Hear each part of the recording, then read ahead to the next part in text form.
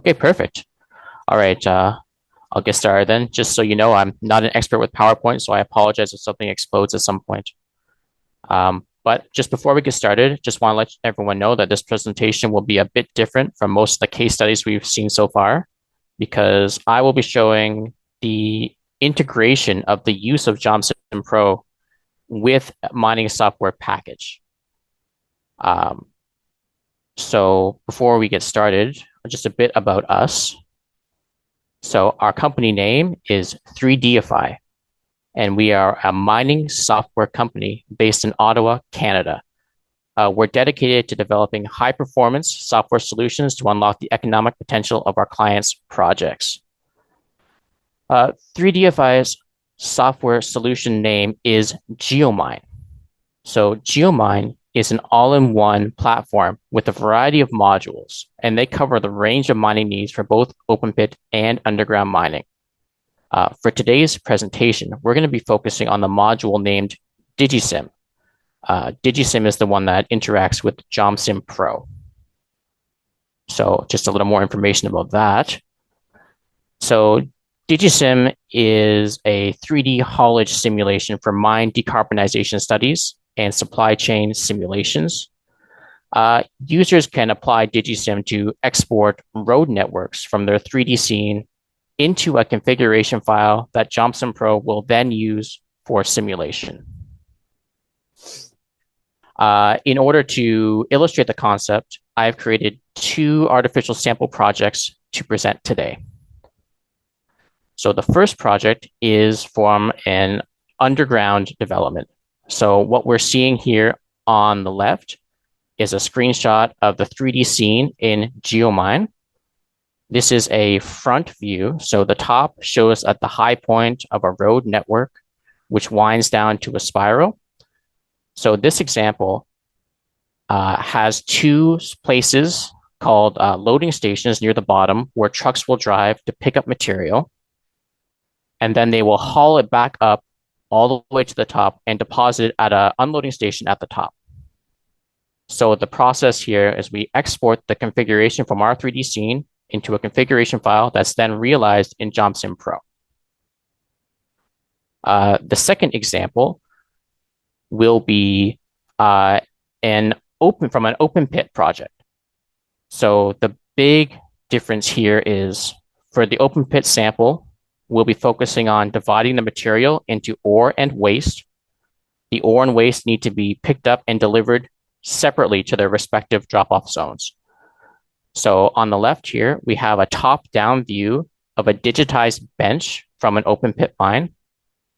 The colorful sections here represent the pickup places where material will be modeled to be hauled from. And then near the bottom, we have the respective drop-off sites for the ore and waste material. On the right, we can see that this is what the realization looks like once we export it for JaamSim Pro.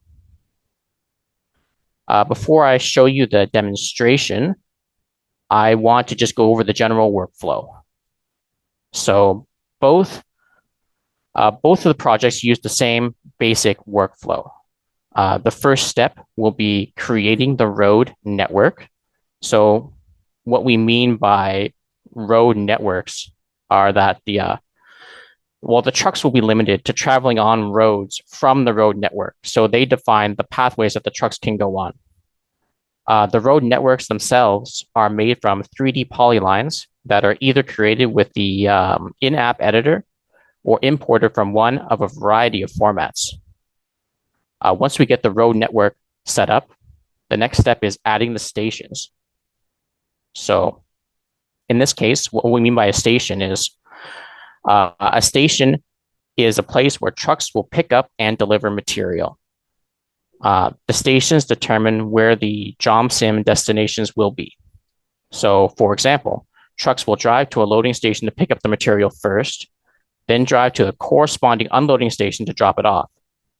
And the simulation will continue to run until all the tonnage has been moved or it hits the user-defined time limit. So once the stations are configured, the next step is configuring your truck fleet. The basic step here is just choosing how many of each type of truck should be used for this run of the simulation. And I will just mention quickly here that DigiSIM does include a database of trucks to choose from, which is extendable to your needs. Once the truck fleet has been specified, then it's just a matter of clicking a button to export to the JaamSim configuration file. So that just takes all the data from the 3D scene, as well as any simulation settings, and puts them right into that file for use by JaamSim Pro. Once that file is done, we launch JaamSim Pro via the command line straight from DigiSIM, and we pass in the newly created file as a command line argument. The simulation, once it finishes running, will automatically generate the report file, which is then used in the final part of the process. So the end result is we get a lot of detailed information from the JaamSim Pro simulation run, and it's dumped into a text report file. So we will just parse through that information, group up the stuff that we think will be relevant, and display it to the user in a method that's just a little bit easier than scouring through the file yourself. Okay. So here is where we're going to pause the presentation a bit and head into GeoMine. So Robert, if you can let me know if you can see the application appearing on the screen right now. Yes. Okay, perfect. Thanks. We'll just give it a second. We're going to load the underground sample first. So in the underground demo, just to refresh, we have a dumping station or an unloading station at the top at the high elevation, and 2 loading stations down further into the pit, which are the source of material for the operation. Okay, so this is GeoMine. For those of you for seeing this for the first time, welcome. It's very similar layout to JaamSim Pro, where we've got a 3D scene in the center and an object tree view on the left, and commands and options to run are along the top. So what we're looking at here in blue is the road network. So this is a front view. So the top here is at a high elevation and the bottom here is low. So we can spin the perspective and see it a bit better. What I've done here is I've marked the position where the trucks will be dumping at the top here with this shape. And the places where the trucks will be picking up the material is going to be down here at these guys here. Now I'll show you how we interact with DigiSIM so far. When we bring up the feature here, we'll get to this on the next example. So I've already done the first couple of steps of setting up the road network and adding the stations. So this road network has 2 loading stations, which I've set with a fixed amount of tonnage for this demonstration. So now that those steps are completed, we have to choose from the truck fleet. So here's the option of the catalog of trucks that we have so far. I've currently set it to use 5 of the MT42s.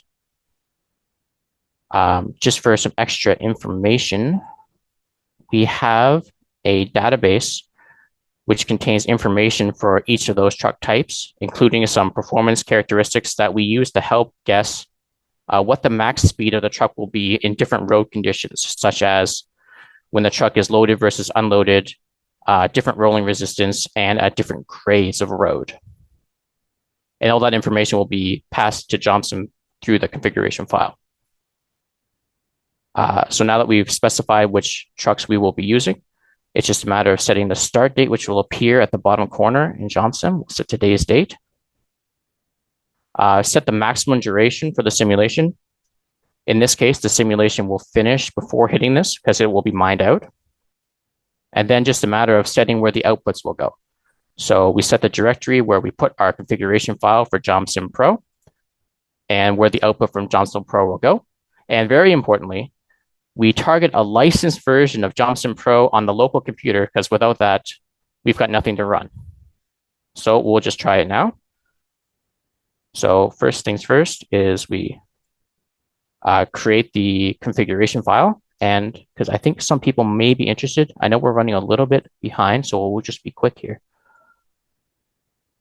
Just a quick peek at the configuration file that we just generated. So this is this one here. Just a quick peek here. So we can see we've dumped out the simulation parameters here, our run duration. We set up our ore and waste materials, laid out the transport links for the network. We have a separate file for the coordinates for the roads. These are just the network connections. Here's our information for the speed limits on each road based on the truck type. And just really quick here. And then the default view and the terminating conditions for the simulation. So that's just for information. Okay, why don't you hide this? Okay, so now we're going to launch JaamSim Pro. And sometimes the windows don't pop up how I'd like. Hopefully it plays nicely this time. Okay, view. Okay. So here is the same situation from GeoMine in JaamSim Pro. So we have our dumping station at the top, and then we have the loading stations down in the spiral section down here. So when I start the simulation, oops, undo. When I start the simulation, the trucks will come down the road, and so we can see the trucks coming down the road one at a time. I specified to stagger the release by 5 minutes each. So then when we get to 5 minutes, the next truck goes and the next truck goes. So instead of watching all that, we'll just go down to the bottom here and watch where the truck gets to the bottom to this pickup station down at the bottom here. Speed this up a bit. Okay. So we can see the truck loading ore material from the station down here. It's drawing from the station's fixed reserve that I hard-coded for this demonstration. And then the truck will go all the way back up.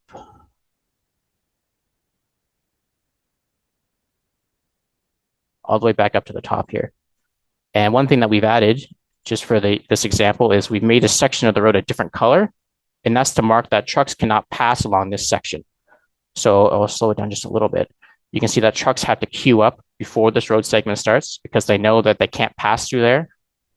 So they actually have to wait. And this counts as part of the truck's congested state. So we'll just let this run, go into real time.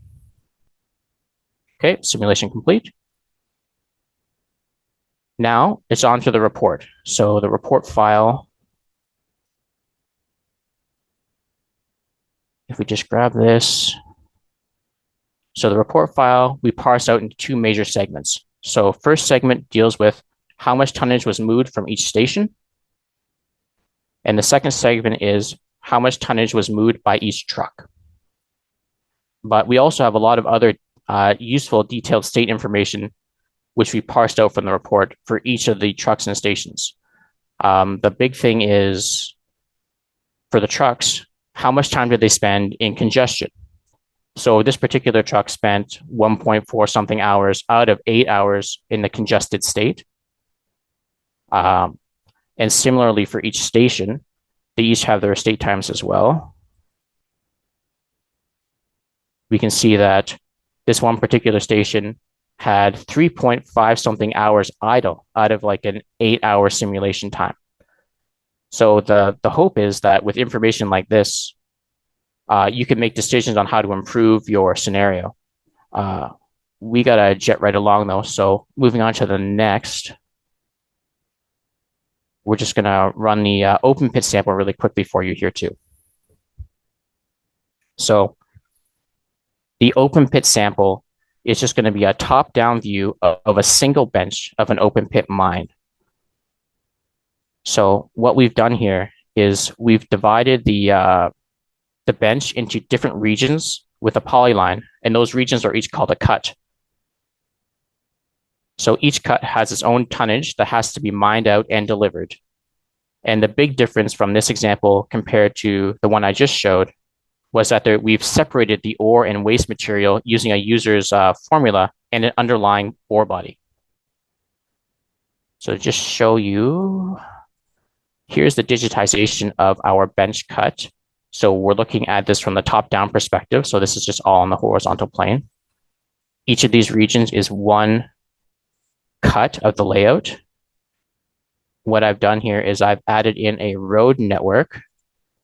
Now, this is not a practical road network. This is one just for this example. So what will happen is we're modeling mining material from each cut at these center points, delivering them along the road to a respective ore and waste drop-off, which are marked by these stations. So I've just arbitrarily marked pickup points in here.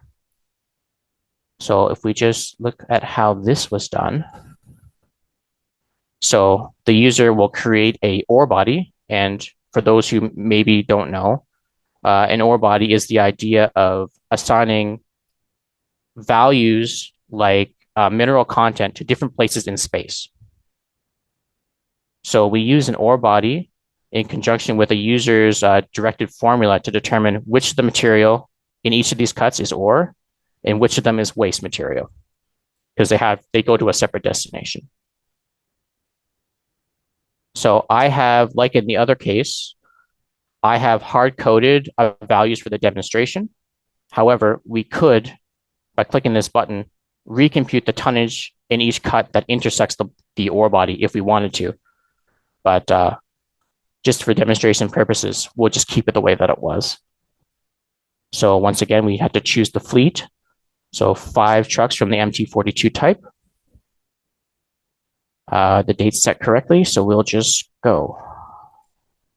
Okay, export the file. Launch JaamSim Pro.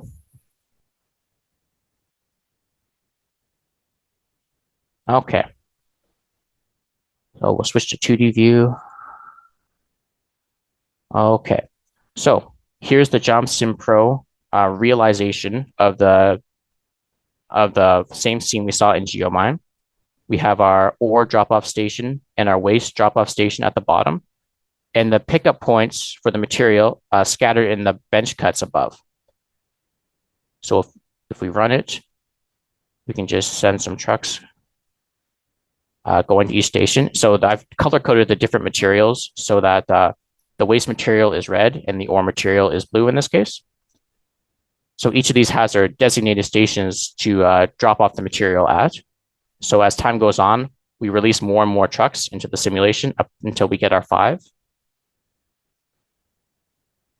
And we can just, we don't have a ton of time, so I'll just speed this up a bit.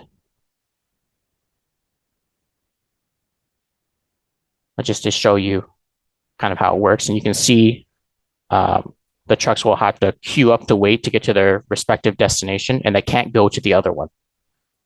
Just as a point of interest for those who use JaamSim Pro, this is achieved using the destination selector object, which lets the truck choose their appropriate destination for their material based on either which pickup site has the most material available or which dumping site has the most room available. We'll just switch this to let this finish quickly.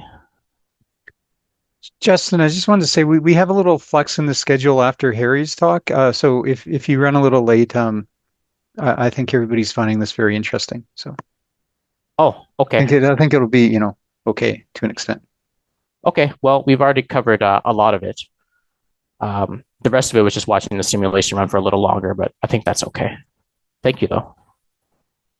I just wanted to show you the report for this. We'll switch to the one that we just made. Okay. Okay, so we get the same idea.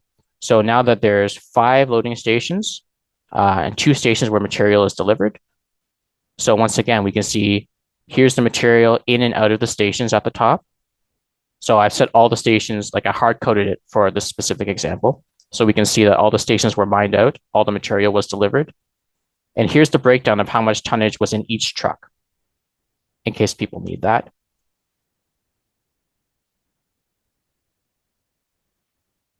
And for the state times here, once again, so for each truck, now it's quite busy now because each truck tracks the state for each of the stations that it visits. So now there's there's quite a lot of information. Um, Still of importance, how much time did each truck spend waiting? That's basically the congestion here. How much time was it blocked? So 37 hours out of the 225-hour total. Something to keep in mind. And if we look at, say, the ore drop-off station, okay, so we can see how much time is spent dealing with trucks in their various states. It spent 36.8 hours of the 225 idle. So again, that's the sort of thing that you could maybe keep in mind, like when you're developing the system, how much idle time do your ore process or your ore dumps and waste dumps have versus how much congestion you have in your trucks. So stuff like that you can play around with by running multiple simulations to compare.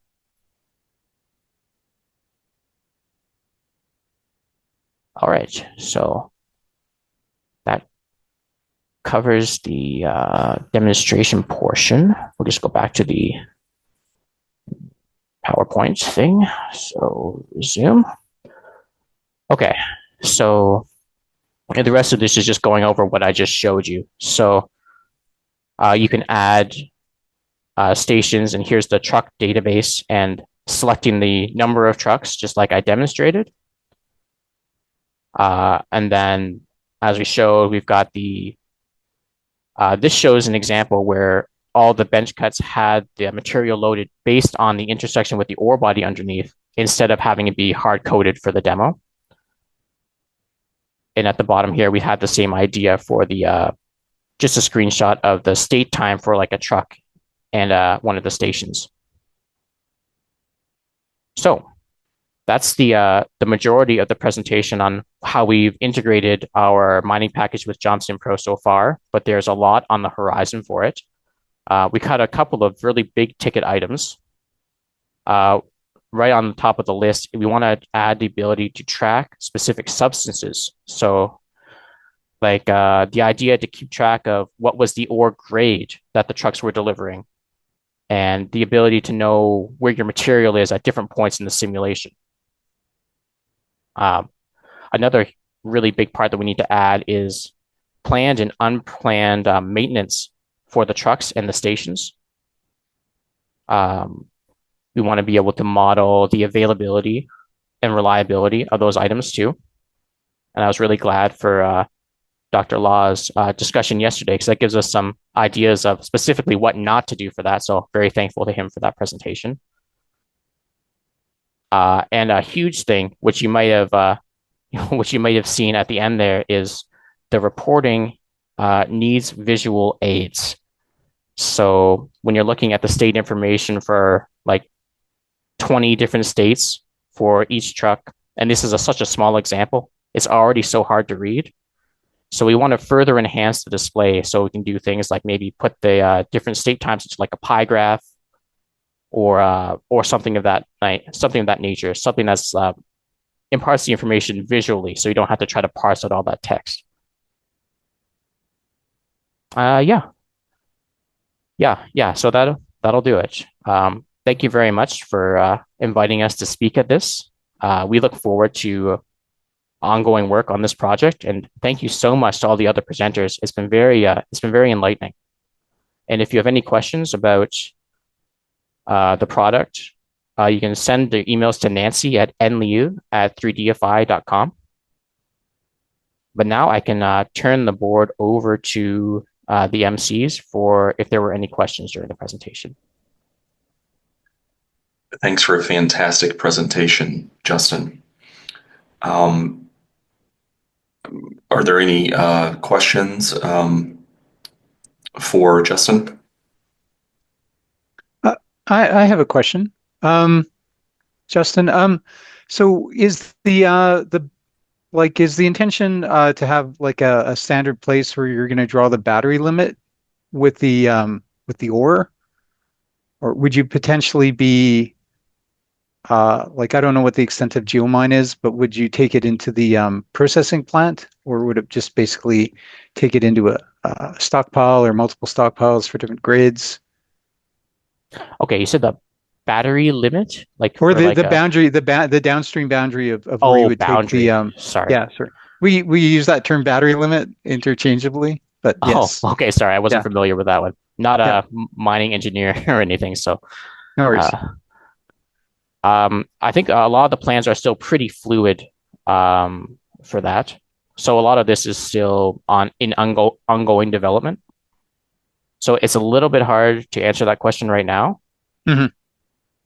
But if you want to send an email to Nancy at the what's our email address I showed, we can maybe set up a time to discuss the possibilities.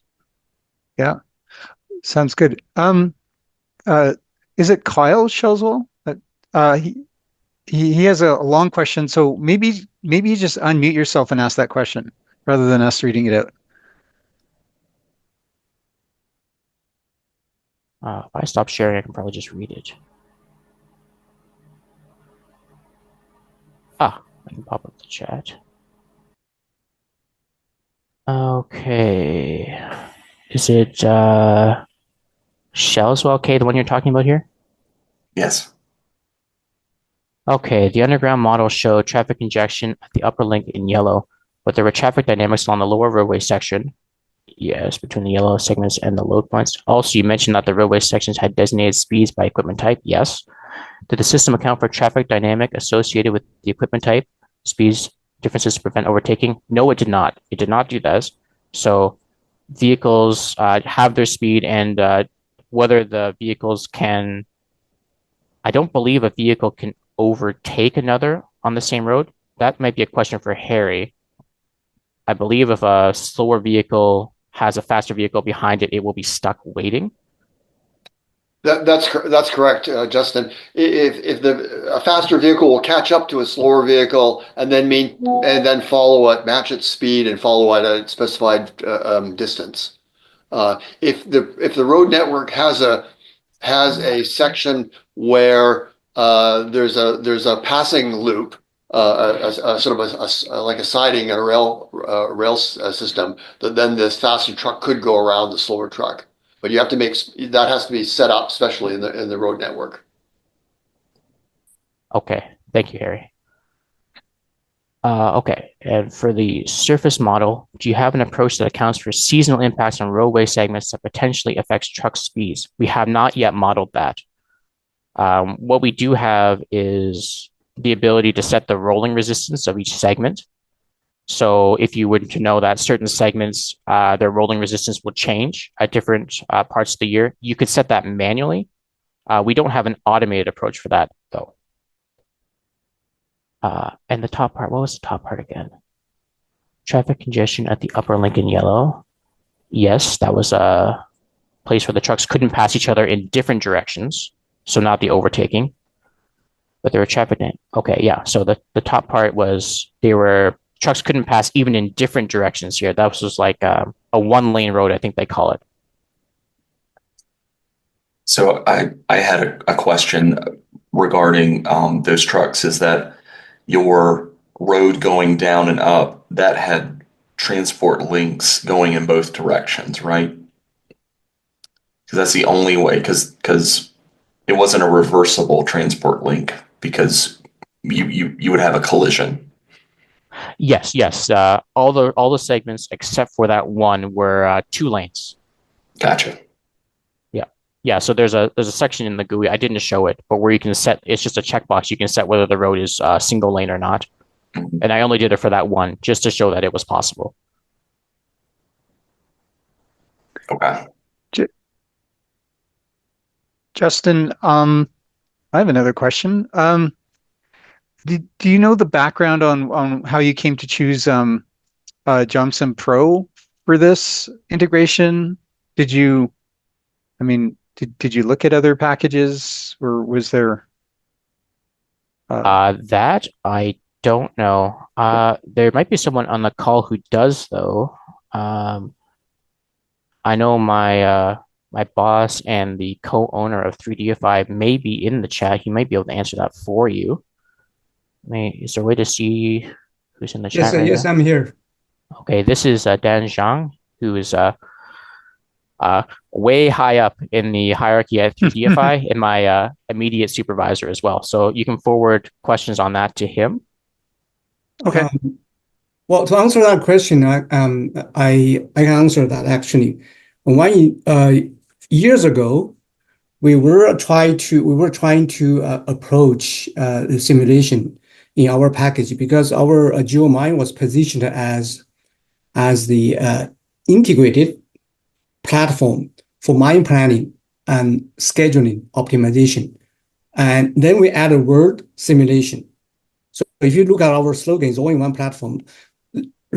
We need a simulation component in the software. And we did not have that expertise in our team to do it. And we look at all the possibilities. But eventually, first advantage of the JaamSim Pro would be the open source. And we could look at how it's being implemented. Is the code good, clean?